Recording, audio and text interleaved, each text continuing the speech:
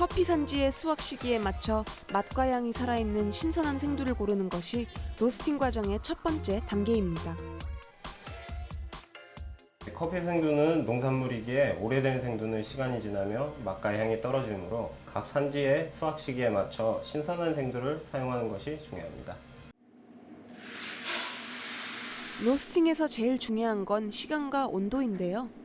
먼저 20-30분의 예열 과정을 거쳐 로스팅을 위한 최적의 조건을 만들어줍니다.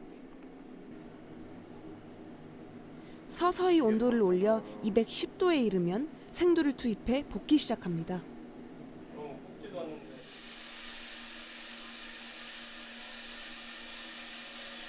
로스팅 초기에는 흡열 반응으로 생두 자체의 온도가 서서히 올라가는데요. 생두 자체의 온도가 약 190도에 이르면 그때부터는 발열 반응이 일어나며 기기 내부의 온도가 빠르게 상승합니다.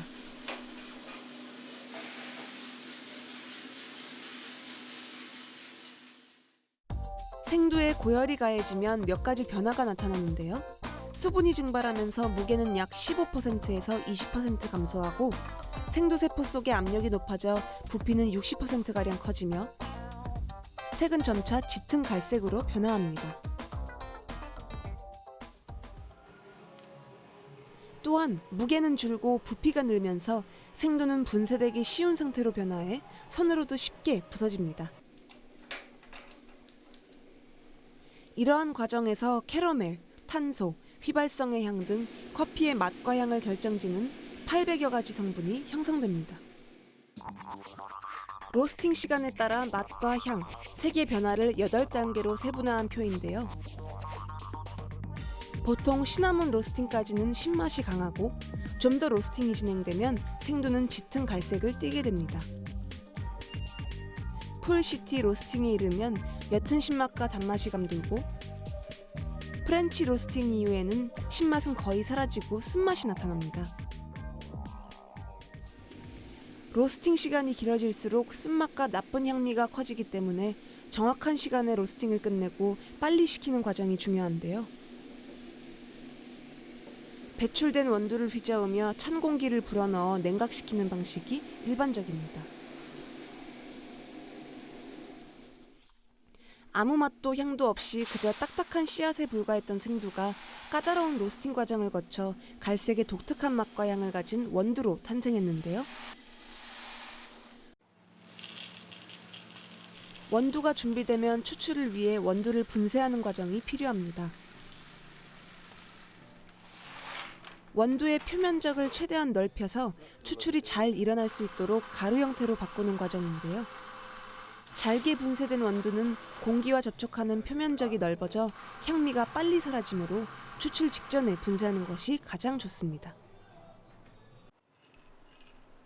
분쇄는 인력을 사용하는 핸드밀과 전력으로 작동하는 전동식 그라인더 두 가지 방식으로 가능한데요. 원두의 분쇄 정도는 어떤 방식으로 추출하느냐에 따라 달리해야 합니다. 이 또한 커피 맛을 좌우하기 때문입니다.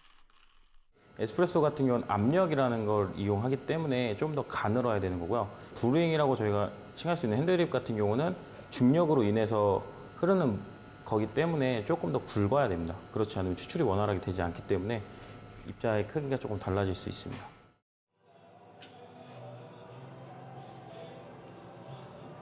한 잔의 커피를 만드는 마지막 단계가 추출인데요. 크게 두 가지 방식이 있습니다. 추출기구에 분쇄한 원두를 넣고 뜨거운 물을 부어 가열하거나 침지시켜 성분을 추출하는 침출식과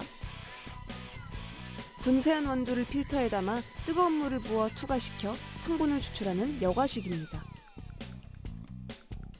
이 두 가지 방식에 따라 다양한 추출기구들이 존재합니다. 작은 주전자 모양의 이브릭입니다. 이브릭에 원두가루와 물을 넣고 끓이는 방법인데요. 가장 오래된 추출법으로 알려져 있습니다. 프렌치 프레스는 비커와 거름망이 달린 뚜껑으로 구성된 기구로 여기에 원두가루를 넣고 물을 부어 추출합니다.